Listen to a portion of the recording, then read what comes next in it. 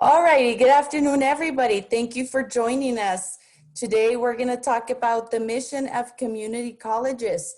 We have 20 participants logged on, so in respect to everybody's timely appearance, and we have a lot to cover today, so let's begin. Just a quick reminder, I'm Sara Rodriguez, the coordinator and the person who's been sending you all those emails about the stuff we have to do and upcoming in our calendar. So welcome everybody. Again, thank you for being here. And we're gonna begin our second NSF Aspire Alliance webinar for this semester, the mission of community colleges. So a quick outline, this is what we're gonna talk about today. We have Dr. Flores, Dr. Reddy, and Professor Contreras will be leading the discussion. Okay, this is our outline for today. So like I said, we have a lot to cover and a lot of interesting things that as upcoming educators, you should be aware of what's happening in a region. So let's begin. Dr. Flores, all yours.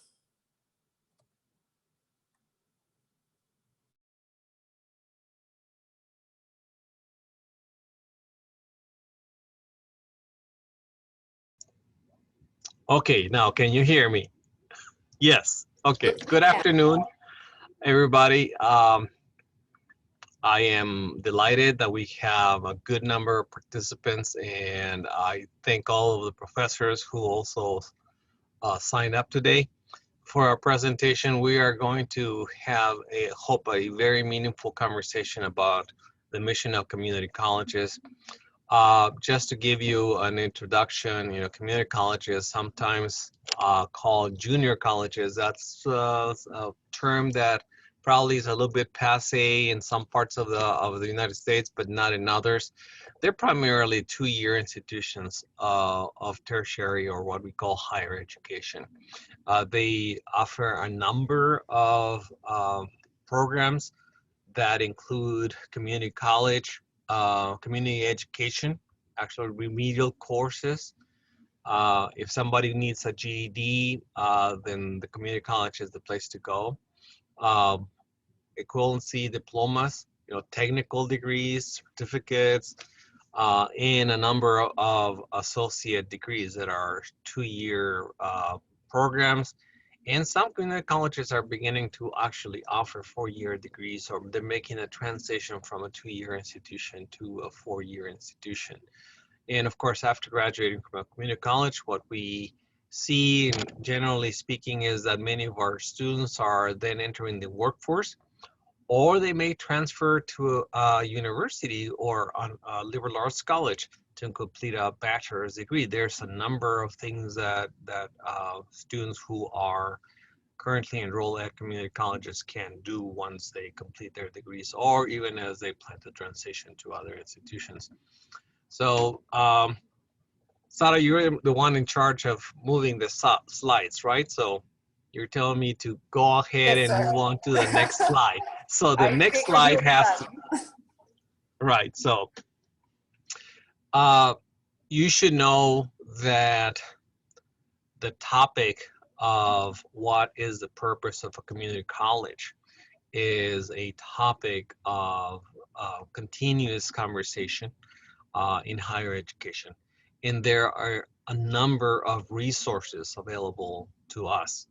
So whether we're looking at the history of American higher education, or looking specifically at the American Community College, or you're maybe more interested in knowing what the faculty of community colleges look like, or you may be interested in trying to determine what is the role of community colleges in access to higher education. There's plenty of information out there for you, okay? The main point here is that community colleges are currently focused on providing access to higher education.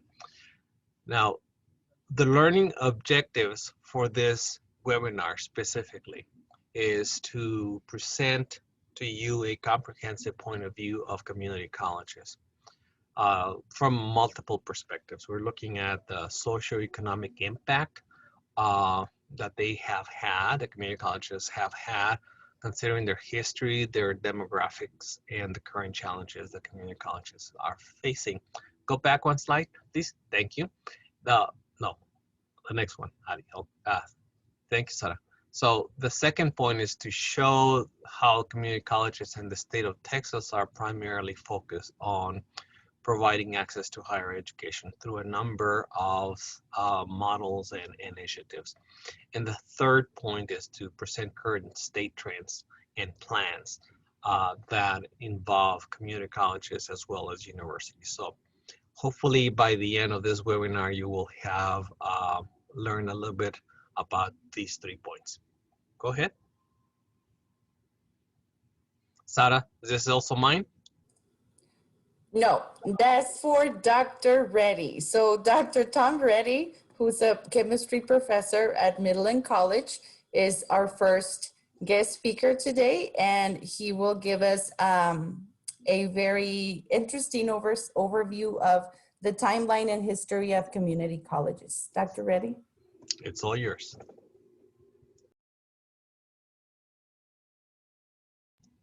And you're muted. You're muted, Dr. Reddy. Thank you for having me here, and thank you for allowing me to speak to your audience. It's a great privilege. And community colleges have, in some form or fashion, been around since the 1800s. And prior to the Civil War, up in New England, you had some what we would consider now community colleges. They weren't called community colleges, but they instructed people in skills rather than trying to get them a degree. And as time progressed, these types of schools became more prolific. You had Baltimore's Manual Training High School and the St. Paul's City Training High School. Again, these were to convey skills to the students rather than a degree. In the early 1900s, this expanded even more, and you had the terminology junior college that came into fashion at this time. And the junior college is the modern concept that we still have today, where you would start at the junior college and then continue your studies at a university or four-year institution by transferring. But there are this original concept of training students in skills continued. And so what has really happened and evolved over time is that you've had these two missions of technical school or trade school versus academic school. And every community college wrestles with that identity and how to serve both of those masters. I can tell you Midland College is about 30% trade school and about 70% transfer, academic transfer. In North Carolina, there are some community colleges which are 100% technical schools where you learn a trade like auto engine repair or electrical circuits or something like that, plumbing. And so there are community colleges which are strictly trade schools in some fashion. So in a way, there's an existential identity crisis for many community colleges because they're trying to serve both missions.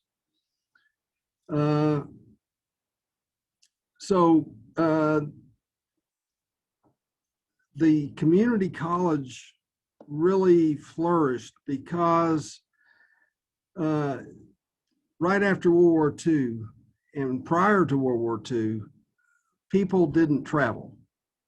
Travel was expensive and people just didn't do it. You stayed in your region at the maximum, and you probably didn't travel outside your hometown very much. So that greatly limited the educational opportunities for people living in rural areas of the country. They just couldn't travel to the big city to go to the university, and they couldn't afford it. So many states began to develop this concept of the community college as a rural institution to provide some amount of higher education to people in rural or less populated areas. And so that is the cornerstone of how community colleges kind of developed to provide rural education, provide some semblance of higher education, university or college education to students who wouldn't otherwise have access, and also provide a stepping stone for those who did want to go ahead and continue their education at a four-year institution. After World War II, Harry Truman had the President's Commission on Higher Education established a network of public community colleges that would provide education to diverse groups. And this expanded and continues on today. There are several different networks of community colleges established today. And community colleges really came or flourished in the 1950s and 1960s, the so-called baby boomer generation. More and more people were finding their way to get some type of higher education, and so they utilize these community colleges to serve that purpose. And so in the 1950s and 60s and on into the 70s, you saw what could be considered an explosion of community colleges across the country. And today, the student population of community colleges represent roughly, and this is a ballpark figure, roughly 50% of all college students attend community colleges. And when you think about it, community colleges are only two-year institutions, whereas the four-year institutions represent the other 50%. So disproportionately, the freshman and sophomore year populations of college students in this country, the majority are at community colleges. So there's always been a struggle with money, and particularly here in the state of Texas, we had a government in the 2010s that wanted to cut back on community colleges, and they really threatened the existence of many community colleges by withholding state funds. That changed considerably when President Barack Obama was elected. Barack Obama really emphasized the important role that community colleges play in this country's education system. And the state of Texas, through federal political pressure and political pressure within the districts, they began to restore a lot of the funding that was being squeezed back to the community colleges, not to the level it was before the constriction, but certainly close to where it was before. And so there is, since Barack Obama's election, there has been this enlightenment of the country, I think, towards the important role that community colleges play in this country's economy, in this country's culture, and in this country's progress. And so I think that is kind of an overview of the history of community colleges, and I'll turn it back over to Sarah. Thank you, Dr. Reddy. That was great. We're going to proceed to community colleges in Texas, specifically after that great overview of the community college history. So community colleges specifically in Texas, and we're going back to Dr. Flores. Thank you, Sarah. So the first thing you need to know is that just like there are many universities in the great state of Texas, there are also a large number of community colleges, all of which are funded by the districts that they're in.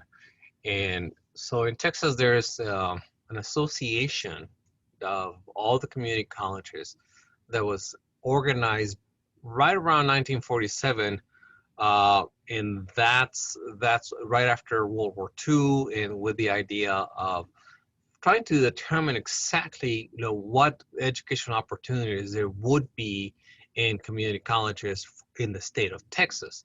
Back in those days, the idea was to primarily facilitate communication among community colleges, and in making sure that there was an understanding in the legislature of the role that community colleges could play in making Texas more progressive and advanced fully, in the sense of having an infrastructure of higher education that would be inclusive of a majority of students.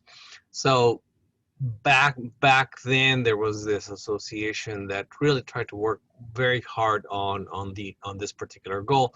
And now currently there are 50 community colleges that are associated in what we call TACC.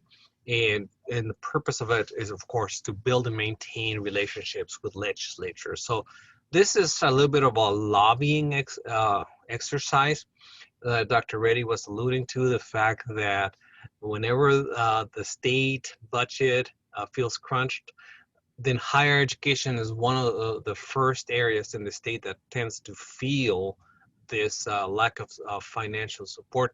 And community colleges, of course, receive significant reduction in the budget, just like state universities. So it's important to keep the legislature informed about the roles of community colleges and public universities, and that's one of the reasons why there is a Texas Association of Community Colleges.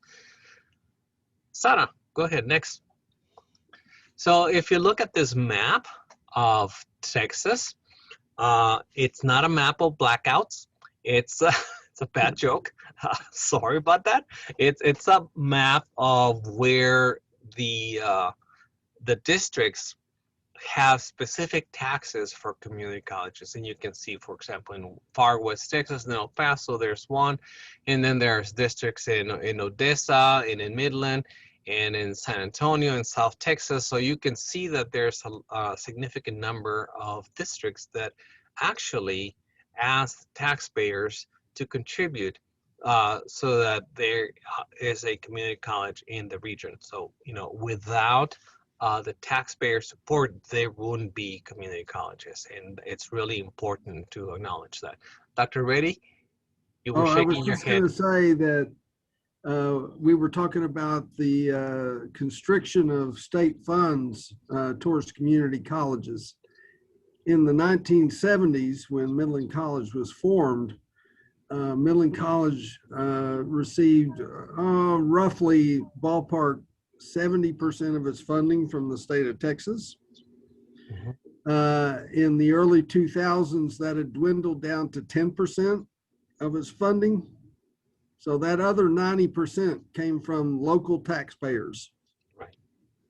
So people should be aware that when you pass a community college, you're driving by it, the local taxpayers are really stepping up and footing the bill for those institutions. And specifically, it's property taxes, right? That tends to pay for this one.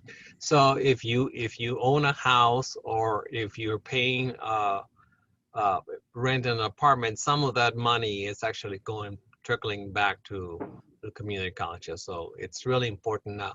Also realize that the majority of the community colleges are not in rural areas. They tend to be around the urban areas in Texas. You can see the triangle in North Texas. There's like the Dallas, Fort Worth, Arlington area. Then there's the Houston area, and then the San Antonio and Austin area. And of course, in the Permian Basin, South Texas and far West Texas. And there's a little bit, but not a whole lot in the Panhandle. So there's still a long ways to go in terms of providing services to the communities. Community colleges, of course, require local taxation, so it's difficult in some of the rural parts of Texas to get sufficient funds so that you can have a community college. Now, some community colleges are actually reaching out, and now with online courses and so forth, so that other people in Texas have an opportunity to get a higher education. Sarah, go ahead to the next one, please. So if there's a take-home message of this webinar, is that community colleges are committed to access to higher education. Okay, that is the heart of the mission of all public community colleges in Texas and also elsewhere in the nation. So there's a focus on enrolling students, and you can find data on the internet about the enrollment. So we're providing the link for that. And then you can also have information on tuition. And this is important for two reasons. One of them, the majority of STEM students in Texas start their studies, their higher education studies, in a community college. Okay, so enrollment in community colleges is huge, and a significant number of those students who enroll are in the STEM disciplines. The second point is that tuition is such that it is really affordable for a student to enroll in a community college, whether it is for a technical degree, or for an associate's degree, or just for a certificate. It's a really good deal. And we as educators tend to forget about that. But when you look at the bottom line for many students, in many occasions, they cannot afford to go to university initially. So they go to a community college because they know they will get a quality education from professors who have earned their degrees at respectable universities and are now teaching at community colleges. And that is important because quality education is fundamental, but also the fact that it is affordable is, I think, what creates a win-win situation for the institution and for the students. Sara, next. Yes, Dr. Flores, a quick comment. Everybody, this is obviously, I'm screen sharing, so you are unable to access the links. But with this presentation, as with our previous one, we will upload a copy of the PDF to the Blackboard section. That way everybody can, at their own pace, access this information and keep it as part of the experience of Aspire this semester, okay? Can So I just, that said, yes, Dr. Reddy? can I just interject a quick comment on what Dr. Flores just finished talking about? Just to give you some sense of how much money you can save by going to a community college. I'm going to use Midland College and Odessa College versus Texas Tech. So if you take tuition and books, Midland College tuition and books is about a third to a half of what it costs to go to school at Texas Tech. If you include housing, then it's an enormous saving. So that's just to give you some sense of how much money you can save by going to a community college. That's right. Thank you, Dr. Reddy. Well, the next section is also by Dr. Flores, but it's obviously, as he was mentioning, the heart of this presentation. So what are the missions or the mission of community colleges? And for this, Dr. Flores will share some examples of Texas community colleges and their mission statements. Thank you, Sarah. So we have examples of community colleges from faculty who are participating in this webinar. So you can look at the mission statement from Midland College. It specifically states that it's in West Texas, and it wants to offer a exemplary teaching, which means essentially that there's a focus on quality on teaching and service. They want to prepare and inspire, and I love that word, prepare and inspire a diverse student population, right? To start, strive, and succeed. Okay, then you can read the rest. I'm not going to read the rest, but essentially, this is at the core of what community colleges are trying to do. And if you look at what Odessa College has to say, it also talks about being a leader in preparing students and the community for the future. So what you're going to find out in mission statements is that there's always this focus on the community, and it makes perfect sense. For that one reason, community colleges can have different tones in their mission, because each community is going to be different. It's not the same to be in a community college in, say, in the Los Angeles area in California, or a community college in El Paso, Texas. They're going to have a different feel, but nonetheless, the institutions are going to be committed to their region. Okay, so more examples.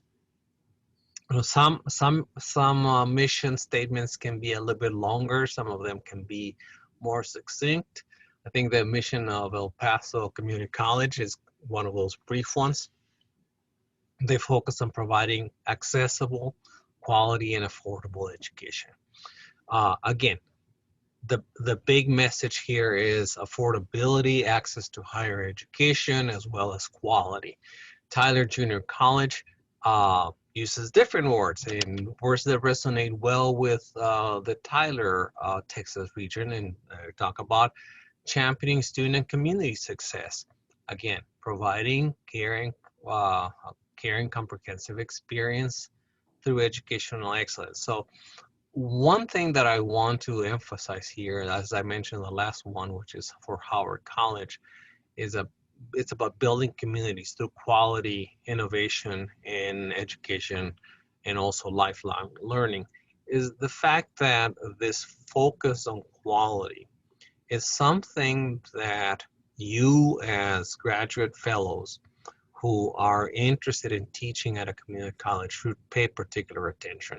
Okay, community colleges are interested in quality. It's not just the quantity of the number of students, the low tuition, it's also about the quality of the experience, right? And I see Professor Olmos shaking his head because he agrees with this. I mean, community college faculty spend a lot of time making sure that the time that they dedicate to educating and to reaching out to the community is supported by quality resources.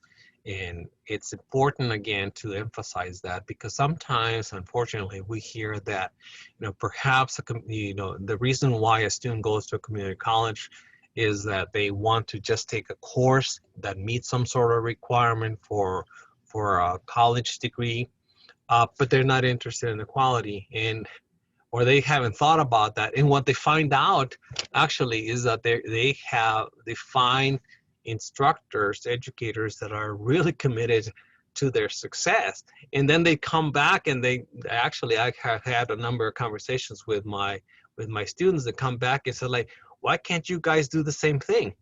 It's like, well, we're different types of institutions, but we get the point. The point is that there's a significant commitment to quality. So if you look at Tarrant County, this is over in the Arlington area. The mission statement is much more specific. It has a number of bullets, trying to make an emphasis on the multitude of activities that they have. This is a little bit of an unusual mission statement, actually, because it seems like they're also trying to explain what their goals are, and it's fine, but it gives you an idea of all the things that are happening at community colleges. And if you haven't been exposed to this type of information through a webinar like this, then you would not be able to really recognize everything that's happening. Okay, so one thing that is a particular impact, I think, in the STEM disciplines is the development of courses. For instance, being able to take courses in math and science and in writing, so that their skills of the students improve significantly, so they can be ready for an associate's degree or a bachelor's degree. This is also very important. Sara? Thank you, Dr. Flores. That concludes our examples of mission statements. And to cement better these ideas that may be new for some of you, we're going to take a quick lightning round breakout session.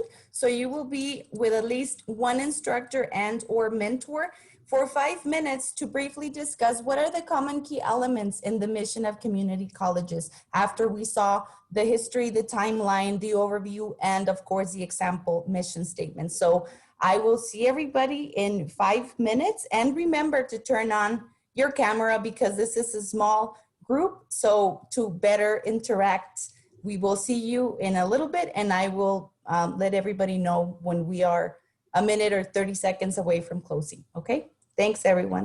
Thank you, Sara.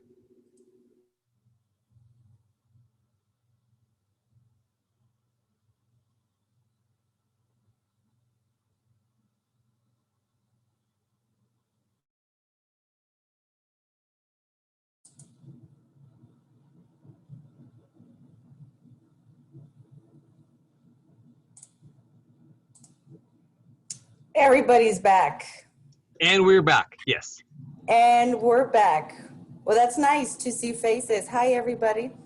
Okay, we will continue then. I hope you all had some fun exchanging opinions and discussing what we discussed. So we will move on to Professor Contreras, who is joining us from the math department, where he is professor and chair. Professor Danesh Talav, you have a question before we move on? I see you raise your hand. No, Sarah, I'm sorry. It was by mistake.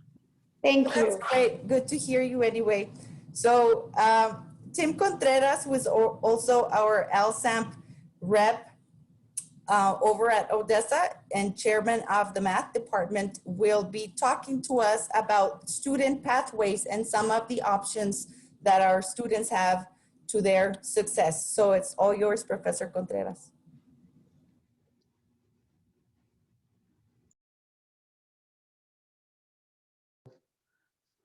Sorry, I was muted. It's an honor to be here today to share this information with all of you. So we're talking about student pathways. student pathways, just like the slide says, you have multiple options or pathways to their success. Students through community colleges. So students have many options, many pathways. And so these pathways can be complex. And it does depend on their goals, what they want to do, what their interests are. And these could be academic, again, community colleges is a pathway to the university. So it could become academic or it could be vocational. It could be job related. So we have these pathway examples here. We have associate degrees with transferable credit. That's a pathway that we have at a community college. Early college credit for high schools. So right now at Odessa College, we have two early high school colleges on our campus.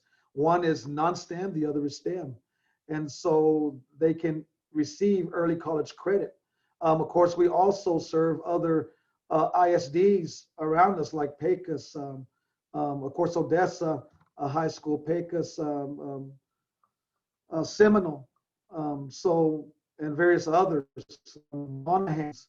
And so we serve those of high school students where they can get early college credit. We also do vocational education. And so, for example, when you talk about vocational education, you're talking about such as truck driving academy, electric lineman, professional office skills. When you talk about professional office skills, you're talking about, keyboarding, software, workplace communication, spreadsheets, things of that nature. And you also have foundational skills credit. Let's say a student is working in the oil field and there's a job that's available for him to make more money.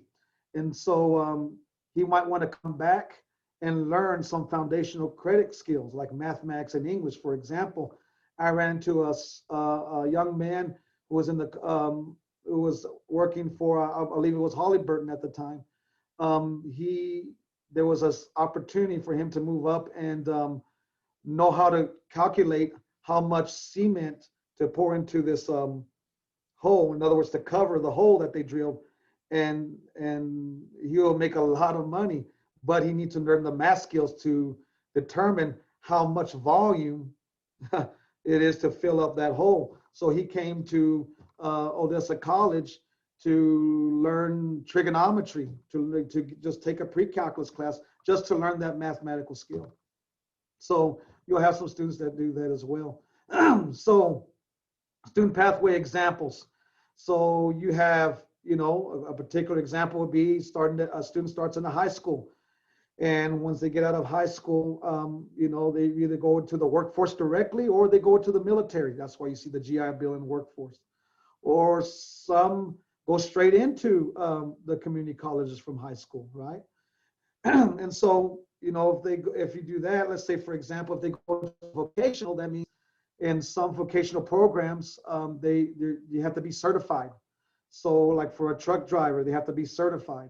So there's also what you call a certified rescue technician courses, that you have to be certified to be a person who rescues people from a collapsed building or a long time ago, or somebody fell into a well and they know how to rescue those. So you got those kinds of vocational. Of course, you got early college, high school students. They can get their high school diploma and associate's degree at the same time.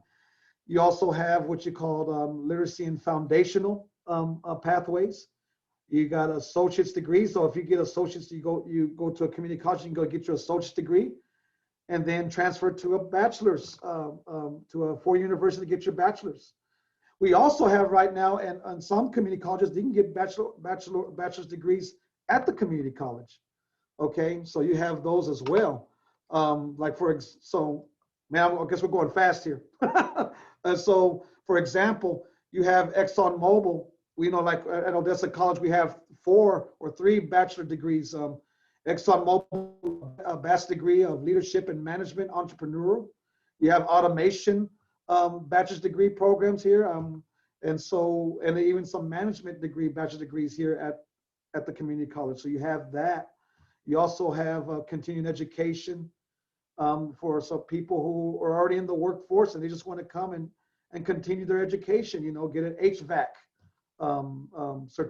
certificate so they can work on heating, plumbing, things of that nature, you know. And the reason why, and that's what's interesting about the community colleges, because it just depends on the student and their goals. You know, right now the oil field has dropped here at Odessa College, so a lot of men and women are out of jobs. So what do? They go to the community college to find and learn other skills that they can learn so they can find another job. So community colleges do that. Okay. All right. So it says here, national data shows that community colleges educate 40% of all undergraduates in the United States. Okay. It says in 2018, 2019, 8.2 million undergraduates were enrolled in public colleges. Okay. In the fall of 2018, 5.6 million students were enrolled in public two-year colleges, 2 million full-timers and 3.6 million part-timers. In the fall of 2019, 5.4 million students were enrolled in public two-year colleges, 1.4 less than in the fall of 2018. So you can see that we have a high percentage of community, yeah. So student income. So here you got this a slide here that talks about the National Center for Educational Statistics, and it has some information on family income versus independent and dependent students. Okay, so what's the difference between an independent and dependent students? When you talk about an independent student, you have to report information from both you and your parents. So when you talk about a dependent student, it's a student who's still under the umbrella of their parents. They're living with their parents. And then you talk about the independent student is a student. You only have to report your own information or your spouse's if you are married. So this table shows the proportion of students overall dependent and independent who fell in each income category in 2016. So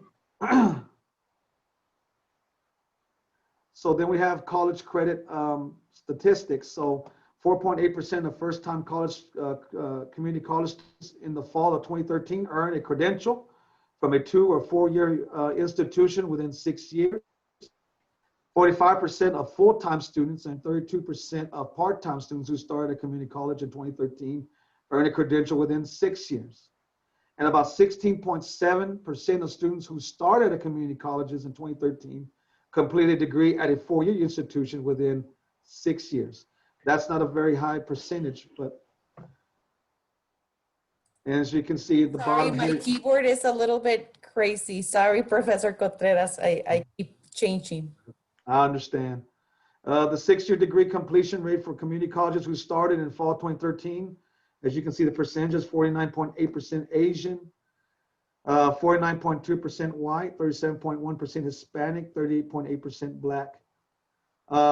Asian white students earn a degree at a higher rate than the overall average, while as Hispanic and Black students earn a degree at a lower rate than the overall average. So right now, the state of Texas has what you call a 60 by 30 Texas higher education plan. So the plan and the goal is that by 2030, at least 60% of all Texans with the range of ages of 25 to 34 will have a college certificate or degree, okay? So what this is doing is that every community college in the state of Texas must meet this goal by 2030. That's their goal, okay? And so a lot of the institutions are making changes, improving instruction. How can we target all ages in higher education? You have different pathways, how can we reach the students from high school early to get them into a community college, okay?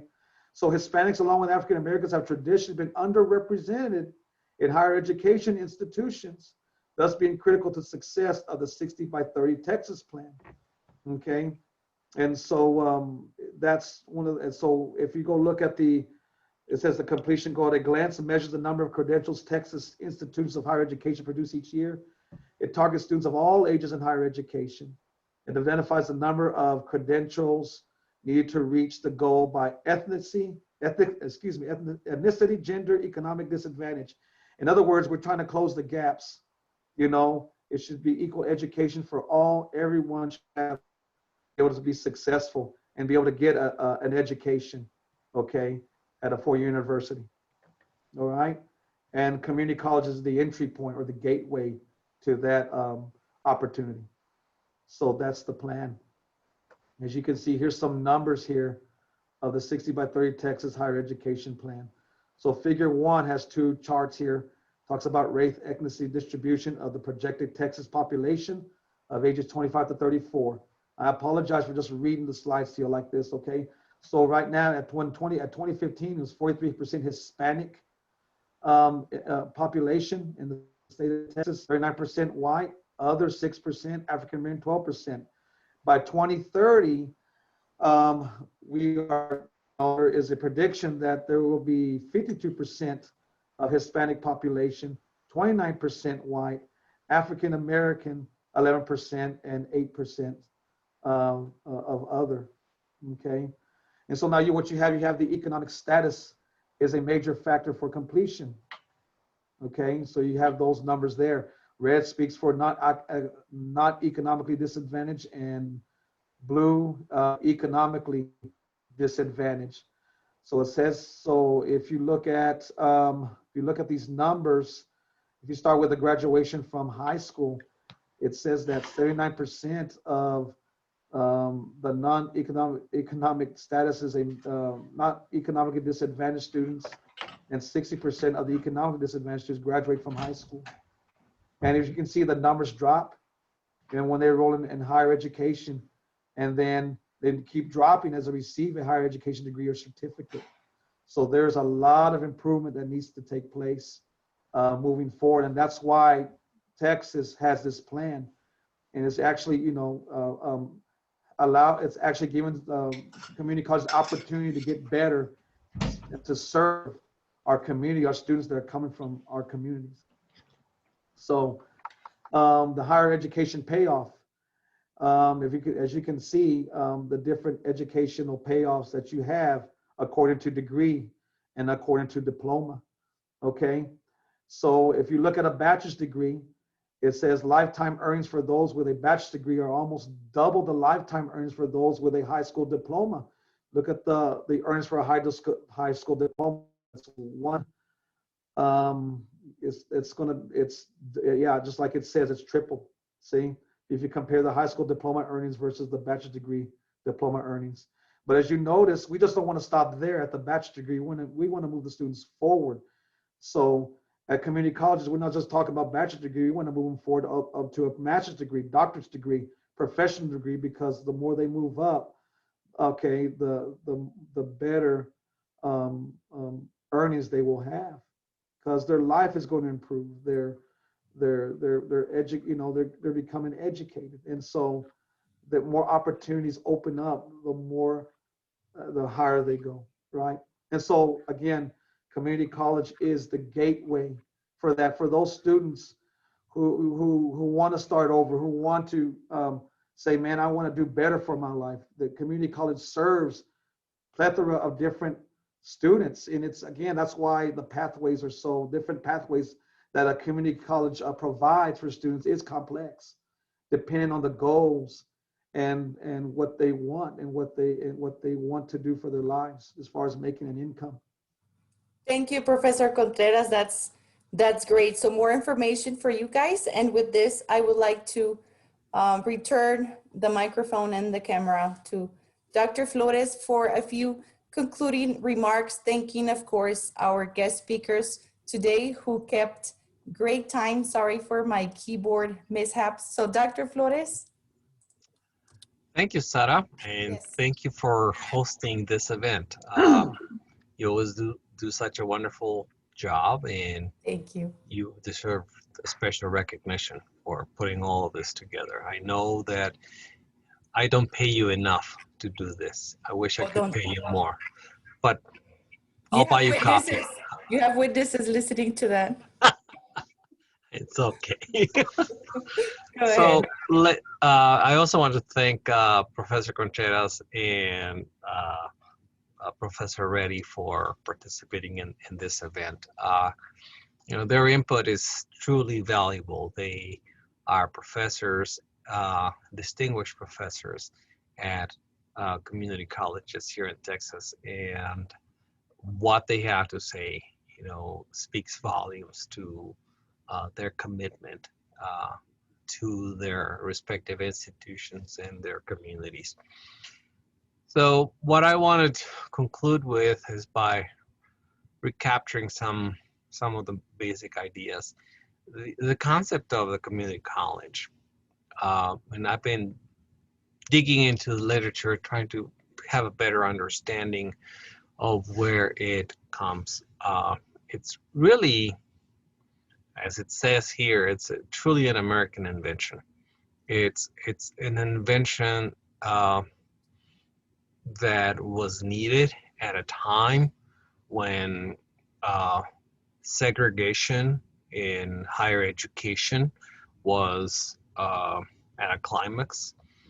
People, whether they were descendants from uh, uh, immigrants, or they were immigrants themselves, or they were Black or African Americans that had just been freed from slavery, all these people needed and wanted and were demanding access to education. And the community colleges were created with these people in mind. The community college concept has evolved over time, of course. The structures nowadays are very complex because of the multiplicity of the goals in their mission statements. And these institutions pursue these missions and visions because they truly believe that their involvement, that their role in the development of their communities is fundamental. And community colleges play now a crucial role in the education of Americans in this great state of Texas. And the idea of not only raising standards of education, but also providing access to higher education, as well as, and this is, I think, ultimately what we want to take home with us, is this message of social mobility. Students that go to community colleges are not necessarily students that have a wealth of economic resources. And community colleges provide a bridge so that students can aspire to a better living. And fortunately, we live in a country where federal funding for higher education is still something that can be obtained if one shows a need.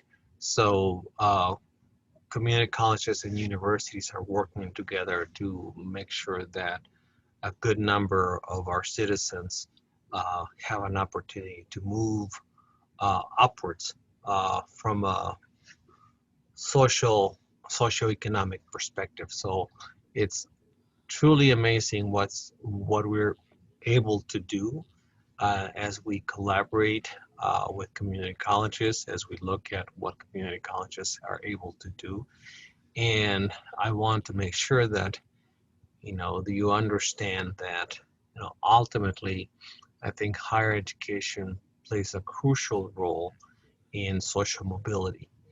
And that's really one of the reasons why we are here. And I think that some of the charts that Professor Contreras was talking about really show what happens when students earn their degrees and then they find jobs that correspond to their newly acquired skills. This is the essence of what we're trying to do. We want to make sure that we have better citizens with better lives, with better life standards.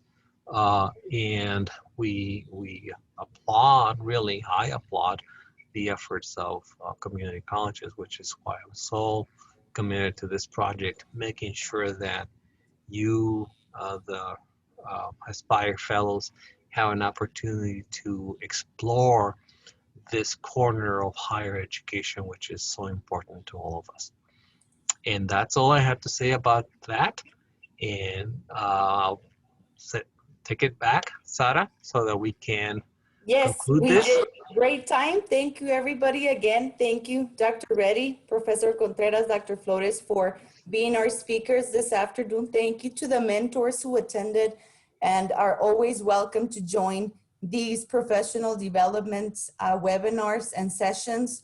And thank you, of course, to our students. Now everybody turned off the camera, that's fine. But thank you for your time this afternoon. Thank you for taking this opportunity, for sharing your thoughts, and for staying with us this hour on a Friday. Have a safe weekend, everybody. Thanks for checking in Blackboard. I've seen that people are going in and out and sharing resources. So thank you for the mentor communications, for everything that you've been doing. We really thank you so much, because like Dr. Flores says, well, that's the dream, and that's why we do what we do. So thanks, everybody. Have a great weekend, and we will see you in a couple of weeks. Thank you. Thank you. Thank you. Bye-bye. Wear your masks. Thank you. Bye-bye. Bye.